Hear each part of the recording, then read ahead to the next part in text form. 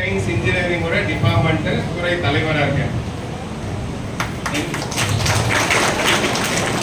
நான் என்ன பேசணும் அப்படின்றத விட நீங்க என்ன பண்ணணுன்றது தான் வந்திருக்கேன். நெக்ஸ்ட் என்ன படிக்கலாம், நெக்ஸ்ட் நம்ம என்ன லெவல் போகலாம், உங்களுக்கு பெரிய டவுட் இருந்தானே எந்த மாதிரி போகலாம். ஃபர்ஸ்ட் ஒரு சின்ன கதை, நிறைய நேரம் எடுத்துக்க மாட்டேன், 3 நிமிஷம் தான். கதை எவ்வளோ சுருக்கமாக சொல்ல முடியுமா சொல்கிறேன். எத்தனை பேருக்கு சர் சி ராமன் தெரியும்?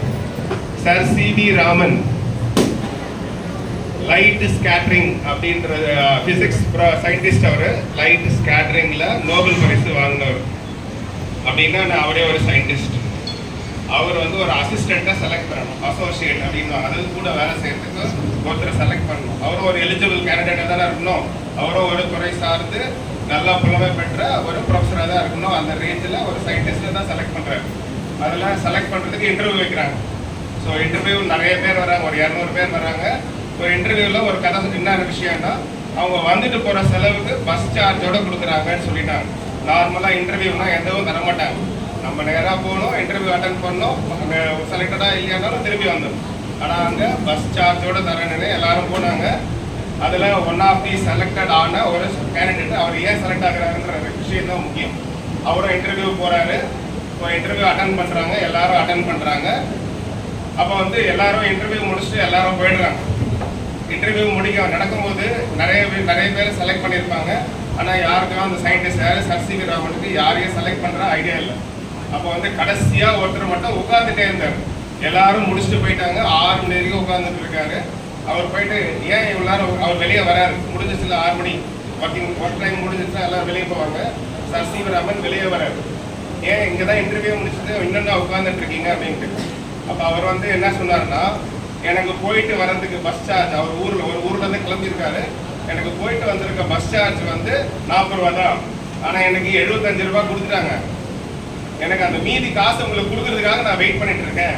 எனக்கு 40 ரூபா போதும்னாரு. உடனே நீ செலக்டட் அப்படின்ட்டு. அவர் வேற யாரும் இல்லை, அவர் வந்து சார் சந்திரசேகரர். அவரும் ஒரு சயின்டிஸ்ட், அவரும் நோபல் பிரைஸ் வாங்கினவர். இதில் என்ன 2 விஷயம்னா, ஒழுக்கம், உண்மை, படிக்கிற திறமை எல்லாம் இருந்தாலும் நம்ம பண்போடு இருந்ததுனால தான் அவரு செலக்டட். இப்போ என்ன, சர் சி.வி. ராமனும் ஒரு நோபல் பிரைஸ் வின்னர், அவர்கிட்ட அசிஸ்டண்டா இருந்தவரும் சந்திரசேகர், அவரும் ஒரு நோபல் பிரைஸ் வின்னர். இதுல இருந்து என்ன தெரியுதுன்னா, நம்ம எப்படி இருக்கணும்ன்றதை விட எப்பெல்லாம் எப்படி இருக்கணும், எந்த இடத்துலயும் நம்மளோட லெவல கம்மியாகிடக்கூடாது. ஸோ நெக்ஸ்ட் என்னை பத்தி சொல்றேன். நான் என்ன ஸ்பெஷல், நான் வந்து நீங்க 5G இன்னைக்கு மொபைல்லாம் யூஸ் பண்ணிருக்கீங்களா? 5Gல நான் வந்து ஒரு ஐடியா மட்டும் தான் கொடுப்பேன். என்னன்னா, நம்ம இப்போ யூஸ் பண்ணிட்டு இருக்கோம்ல 5G டெக்னாலஜியில் டேட்டா ரேட் அப்படின்வாங்க. அப்படின்னா இப்போ ஒரு 10 பேர் பேசுகிறாங்க, 2 MB போகுதுன்னு வச்சுங்க. 10 பேர் பேசுறதுக்கு 2 MBன்னா நான் வந்து ஒரு கோடிங் எழுதுனேன். அதில் என்னன்னா, 10 பேருக்கு பதிலாக 25 பேர் பேசலாம். ஒரே டைமில் ஒரே மெமரியில் நான் 25 பேர் எக்ஸ்ட்ரா பேசலாம். இது மட்டும்தான் என்னோட ரிசர்ச் ஐடியா. ஸோ நான் வாங்கின பட்டம், அதாவது PhD, அது வந்து இந்த விஷயத்துக்கு. இதில் எப்படி நானும் ஒரு இன்ஜினியரிங் என்ற சார்பில் என்னால் முடிஞ்ச ஒரு விஷயத்தில் சேஞ்ச் பண்ணி ஒரு ஐடியேஷன், சரிங்களா, உங்களுக்கு வரைக்கும் என்ன பண்ணலாம். நான் இன்ஜினியரிங் என்னோட ஃபீல்டில் நான் ஸ்ட்ராங்காக இருக்கிறதுனா நான் அதை சொல்கிறேன். இப்போ நீங்கள் என்ன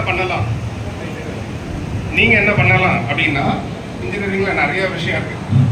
இப்போ எல்லாரும் ஹாட்டாக யோசிக்கிறது என்ன, artificial intelligence and data science, artificial intelligence and machine learning, next computer science, அப்புறம் ஐடி. இதில் ஐடி ஏடிஎஸ் அப்படின்றது தான் டேட்டா சயின்ஸ். ஏஎம்எல்ன்றது இதெல்லாம் பிடெக் பாடங்கள். பிஇன்னு கம்ப்யூட்டர் சயின்ஸ் வரும். அதுக்கப்புறம் அது சார்ந்து நிறைய எலக்ட்ரிக்கல் வரும், எலக்ட்ரானிக்ஸ் வரும், அப்புறம் மெக்கானிக்கல் வரும். இப்போ எல்லாருமே வந்து ஒரே ஃபீல்டாக போகிறீங்க. அப்படி இல்லாமல் இன்னைக்கு காலகட்டம் என்ன, நம்மளை சுற்றி என்ன நடக்குது அப்படின்னு பார்த்தீங்கன்னா, நம்ம என்னெல்லாம் மோட்டிவேட்டடாக போகலாம்.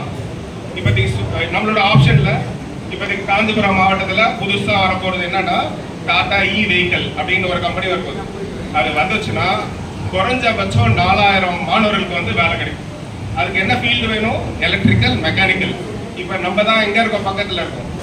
காஞ்சிபுரத்துக்கு பக்கத்தில் இருக்கிறது ராணிப்பேட். நிஜமாக எங்கே வரப்போகுதுன்னா Thakkolam.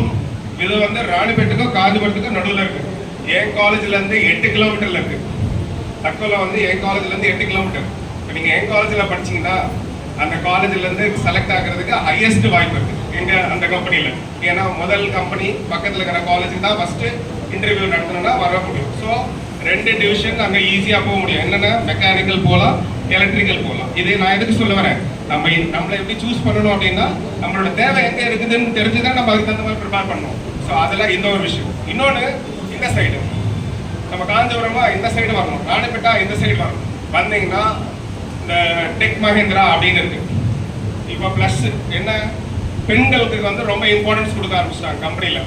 Example Bosch company, German company. அங்கே போனீங்கன்னா பெண்களுக்குன்னு எல்லா சலுகைகளும் நிறைய விஷயம் இருக்கு. இந்த மெக்கானிக்கல் விஷயத்தில் பார்த்தீங்கன்னா டெக் மஹேந்திரா பக்கத்தில் டிராக்டர் கம்பெனி இருக்கு. அவன் வெறும் பெண்கள் தான் வேணும். ஸோ உங்களுக்கு வந்து மெக்கானிக்கல் முடிச்சா நீங்கள் எல்லாம் எது யோசிக்க போறீங்கன்னா மாற்றி யோசிக்கிற விஷயம். பசங்களா பொண்ணுங்கன்னா வந்து கம்ப்யூட்டர் சயின்ஸ்லாம் போகணும் அப்படின்றதெல்லாம் இல்லாமல் மெக்கானிக்கல் சைடு வந்தீங்கன்னா டெக் மஹேந்திராவில் நீங்கள் முடித்த கையோட கூப்பிட்டு போயிடலாம். எங்களால் அதாவது ரெக்குவயர்மெண்ட் அவங்க கேட்குறத எங்களால் கொடுக்க முடியல. காலேஜில் வந்து கேட்டால் எத்தனை பசங்க மெக்கானிக்கல் படிக்கிற பெண் பிள்ளைகள், ஸோ அதை படிக்கல. ஸோ இப்போ பசங்க மாற்றி யோசிக்கணும். இன்னொரு விஷயம், இப்போ வந்து நம்ம மெக்கானிக்கல் எலக்ட்ரிக்கல் தான் சொல்கிறேன், கம்ப்யூட்டர் சயின்ஸ் பற்றியே சொல்லலை. பட் இது எல்லாத்தையும் ஆட்சி செய்கிறது யாருன்னா கம்ப்யூட்டர், ஏஐ. இப்போ உங்களுக்கு எதை பார்த்தாலும் நான் மொபைலில் பாதி தொட்டிங்கன்னா ஏஐ தான். இப்போ இன்னைக்கு லேட்டஸ்ட்டாக ஒரு சண்டை நடந்துச்சுல, இந்தியா பாகிஸ்தான். யார் வின் பண்ணது அப்படின்னா இந்தியா எதனால் வின் பண்ணதுன்னா ஏஐனால மட்டும்தான் வின் பண்ணுச்சு. காரணம் ட்ரோன் டெக்னாலஜி. நம்ம ட்ரோன் வந்து எலக்ட்ரானிக்ஸ் சம்பந்தமான விஷயம். ட்ரோன்ல இது எல்லாம் கண்ட்ரோல் பண்ணது யாரு, AI related with computer science தான். எப்படி அவன் அங்கே ஸ்டார்ட் பண்ணும்போதே இங்க இருந்து போயிடும். ட்ரோன் வந்து அவன் எல்லையிலேருந்து நம்ம கிட்ட வரதுக்கு முன்னாடியே நம்மளோட அகைன்ஸ்ட் ஆன்டி மிசைல் வந்து சீக்கிரமா போயிடும். ஸோ நம்மளோட டார்கெட்ல நமக்கு வந்து 5% தான் அஃபெக்ட் ஆகுது. நம்ம சைட்ல அட்டாக் சைடு வந்தப்போ வெறும் 5% தான் நமக்கு அட்டாக். ஆனால் ஆனது எல்லாமே அவங்க சைடில் 95% டேமேஜ். இது வந்து நமக்கு தெரியாது. நமக்கு வந்து சண்டைன்னா பெரிய சண்டை தான்.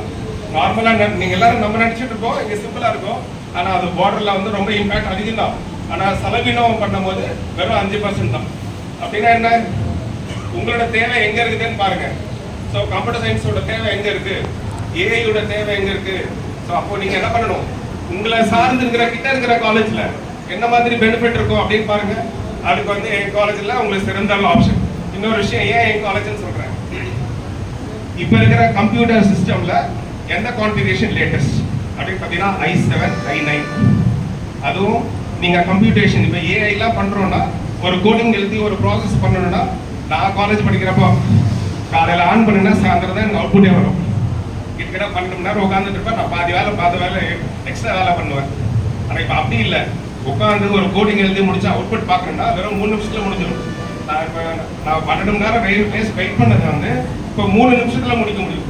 ஸோ அப்போ பார்த்தீங்க எவ்வளோ ஃபாஸ்ட்டாக இருக்கிற சிஸ்டம். அந்த சிஸ்டம் இப்போ என் காலேஜில் இருக்குது. ஸோ அப்படின்னா என்ன, இன்னைக்கு லேட்டஸ்ட்டாக என்ன மார்க்கெட்டில் வேணும், உங்களை எப்படி எக்ஸிபிட் பண்ண முடியும், உங்களுக்கு எப்படி வேலை வாங்கி தர முடியுன்றத நாங்கள் பார்த்துட்டு இருக்கோம். உங்களோட ஆப்ஷன் யூஸ் பண்ணீங்க. இங்கே இருக்கிற ஆப்ஷனில் உங்களுக்கு எது ஈஸி தேவை அப்படின்றத நாங்கள் உங்களுக்கு ப்ரொடியூஸ் பண்ணுறோம். அதை நீங்கள் கேப்சர் பண்ணணும். மெயினாக எல்லாத்துக்கும் உங்கள் ஸ்கில் செட்டை டெவலப் பண்ணணும். இண்டிவிஜுவலாக எப்பவுமே எப்படின்னா உங்களை தனித்திறமையாக வளர்த்துக்கிட்டே இருக்கணும். கம்பேரிசன் ஃப்ரெண்ட்ஸோட இருக்கிறது கூடாது. உங்களுக்குள்ளவே நெக்ஸ்ட் லெவல் என்ன அப்படின்ட்டு உங்களை தயார் பண்ணிக்கிட்டே இருக்கணும். ஸோ உங்களோட மோட்டிவேஷனே எப்படி இருக்கணும்னா, நான் எந்த ஒரு விஷயம் கற்றுக்கிட்டாலும் அதில் முழு மூச்சா அதுதான் என்னோட லைஃப் அப்படின்னு கற்றுக்கிட்டீங்கன்னா நீங்கள் தான் ஷைன் ஆவீங்க. உங்களை தவிர வேறு யாரும் ஷைன் ஆக முடியாது. இந்த சான்ஸுன்னு அப்படின்றது ஒரு வாட்டி கிடைக்குதா, அந்த சான்ஸை 100% யூஸ் பண்ணிங்கன்னா எந்த விஷயமும் உங்களுக்கு ஈஸியாக அடைன் ஆகும். ஸோ இந்த வாய்ப்புக்கு நீங்கள் அனைவருக்கும் நன்றி. நீங்களும் உங்கள் வாழ்க்கையில் சிறப்பாக வரணும்னா எந்த விஷயம் எடுத்தாலும் அதில் முழு மூச்சாக ஒர்க் பண்ணி உங்கள் தனித்திறமையை வளர்த்துக்கிட்டீங்கன்னா அந்த எல்லையை நீங்கள் எப்பவுமே அடையணும்.